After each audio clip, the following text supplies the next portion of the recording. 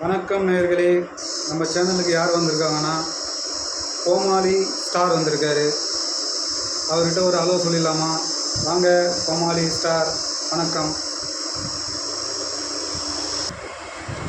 வணக்கம் சார், வந்திருக்கேன். கோமாளி, உங்கள் கோமாளி. நான் ஏன் கோமாளி ஆனேன்னு உங்களுக்கு தெரிஞ்சாகணுமா? சொல்கிறேன், தெரியுங்க. கோமாளி ஆனது எப்படின்னா, ரொம்ப ஆசைப்படக்கூடாது. அந்த நேரத்தில் நீங்கள் கோமாளி ஆகிடுவீங்க. அப்படி தான் நான் கோமாளி ஆனேன். ஒரு பொருளை வாங்கணும்னு நினச்சா உடனே வாங்கிடுவேன். அதுதான் என்னோடய தப்பு. அந்த மாதிரி ஆசைப்பட்டு வாங்கக்கூடாது. அந்த மாதிரி ஆகும்போது தான் நான் கோமாளி ஆகிடுறேன். ஒரு பொருள் வேணும்னா எங்கிட்ட காசு இருக்காது அந்த நேரத்தில். ஆனால் அது அந்த பொருளை வாங்கி ஆகணும்னு ஒரு மைண்ட் செட் ஆகிடுச்சுன்னா அந்த பொருளை வாங்கியே ஆகிடுவேன். அந்த மாதிரி ஒரு பொருள் மேலே ஆசைப்பட்டால் அதை வாங்கி தான் தீரணும். இல்லைன்னா மைண்டு ஒரு மாதிரி ஆகிட்டே இருக்கும். அந்த மாதிரி தான் கடன் வாங்கி அந்த பொருளை வாங்குவேன்.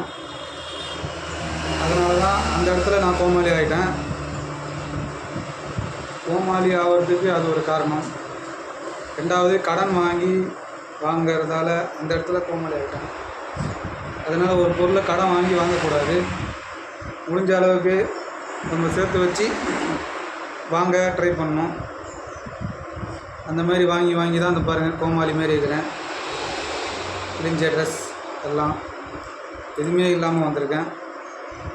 இன்னொருத்தர்கிட்ட ஏமாந்தாலும் அவனும் கோமாளி தான். அந்த விஷயத்தில் நானும் கோமாளி. ஏமாந்துட்டேன் நிறைய பேர்கிட்ட. பணம் வாங்கி கொடுக்கறது, நம்பிக்கை துரோகம். என் மைண்ட் செட்டில் உதவுறது நிறையா இருக்கும். யாருன்னா கஷ்டம்னு சொல்லி வந்தாங்கன்னா கண்டிப்பாக என்கிட்ட இருக்கிறத கொடுப்பேன். அந்த மாதிரி கொடுத்து தான் நான் கோமாளி ஆகிட்டேன்.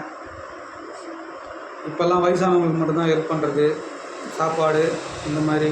ஆனால் ஹெல்ப் பண்ணுற மைண்டு இன்னும் விடலை. இன்னும் ஹெல்ப் பண்ணிட்டு தான் இருக்கேன். என்னால் முடிஞ்சது ஏதோ ஒரு சாப்பாடோ இல்லை ஒரு பிஸ்கெட்டோ இல்லை என் கடையில் இருக்க அட்டையோ ஏதோ ஒன்று கொடுப்பேன் வயசானவங்களுக்கு. அதுதான்.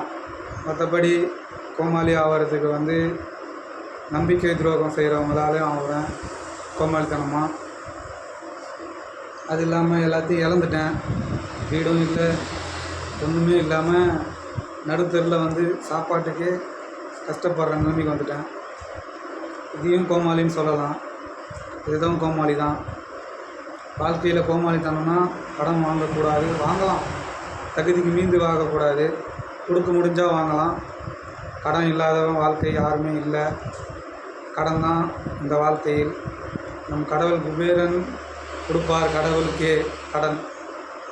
கடனை அடைச்சி விட்டால் வாழ்க்கை இருக்காதுன்னு சொல்லுவாங்க. அந்த மாதிரி தான். அதனால் கோமாளி ஆனதுக்கு நிறைய ரீசன் இருக்குது வாழ்க்கையில். அதேமாரி எந்த பொண்ணுமே ஆசைப்படக்கூடாது. ஆசைப்பட்டால் அவங்கள கடைசி வரைக்கும் வச்சு காப்பாற்றணும். அதுலேயும் கோமாளி ஆகிட்டேன். அவங்கள வச்சு காப்பாற்ற முடியல. கல்யாணம் பண்ணி அவங்களுக்கு சாப்பாடு போடுற ஒரு ஆளாகிட்டேன். அந்த விஷயத்தில் கோமாளி ஆகிட்டேன். அப்புறம் குழந்தைங்க படிக்க வைக்கணும். படிக்க வைக்கிறதுக்கும் காசு இல்லாமல் நடுத்தருன்னு பார்த்தேன். எல்லாமே என் தப்பு தான். அதனால தான் நான் உங்கள்கிட்ட ஏதோ ஒரு வீடியோ கோமாளித்தனமாக பண்ணுறேன். சில பேர் லூஸுன்றாங்க. ஓகே, எது இருந்தாலும் எனக்கு பிரச்சனை கிடையாது. என் வாழ்க்கையை இப்படி தான் போகணுன்னா அது போட்டோம். லூஸுன்னு மெசேஜ் பண்ணுறாங்க சில பேர், பண்ணட்டும். நான் அவங்க எதிரில் அப்படி தெரிஞ்சாலும் ஒன்றும் பிரச்சனை இல்லை. என் வாழ்க்கையில் நானும் இப்படி தான். நான் ஒரு ஜோக்கராகவே இருந்துட்டு போகிறேன். வாழ்க்கையில் இப்படியான கோமாளிக்கு இதுதான் ஒரு காரணம். கடன் வாங்கி கடன் கொடுப்பது, கடன் வாங்கி ஒரு பொருள் வாங்குவது, கடன் வாங்கி டிவி வாங்குறது, கடன் வாங்கி ஃபோன் வாங்குறது, கடன் வாங்கி எல்லாத்தையும் வாங்குறது. இப்படியே தான் வாழ்க்கை போயிட்டு இருந்தது.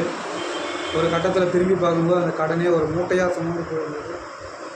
கடன்ற மூட்டை. அந்த கடன்ற மூட்டையிலேருந்து வெளியே வர்றதுக்கு தான் நான் ரொம்ப தளர்றேன்.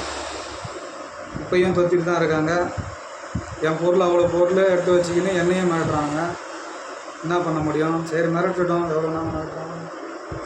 கேட்டால் நான் கையெழுத்து போட்டிருக்கேனா, என்னை மிரட்டி அவங்க கையெழுத்து போட்டாங்கன்னு அவங்களுக்கு தெரியல.